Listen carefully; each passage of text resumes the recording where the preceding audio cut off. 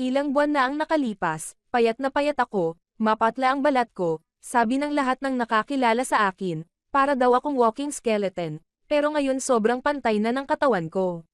My skin is rosy. I can't believe na within isang month tumaas na ako ng 6 na kilo. Isa akong office worker, malnourished ako simula bata, hirap ay absorb ng katawan, marami akong kinakain pero hindi tumataba, kulay abo ang katawan, namimili ng damit na hindi kasya sa akin, sobrang miserable, nalulungkot din ako. Nakakaapekto rin ito sa kalusugan, naaapektuhan din ang pagkapagod, catamaran, at kawalan ng konsentrasyon sa trabaho.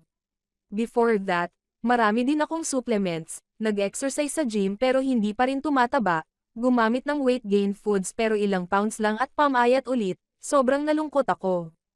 Pero ang swerte ko talaga nung nagkataong kasing payat ko ang kapatid ko sa iisang kumpanya, pero ngayon ay pantay na ang katawan at kulay rosas ang balat.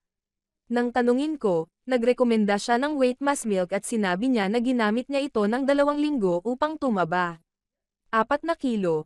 After hearing it sobrang nagustuhan ko bumili ako ng ilang box para subukan, and here everyone looked at me. This is my result after isang month of using weight mass.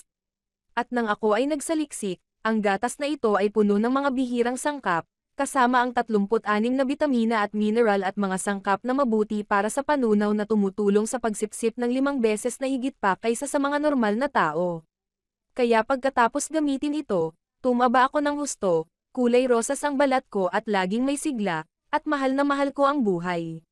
Marahil ang weight mass ay magiging isang pangmatagalang kasama upang matulungan akong magkaroon ng mas magandang katawan. Salamat weight mass.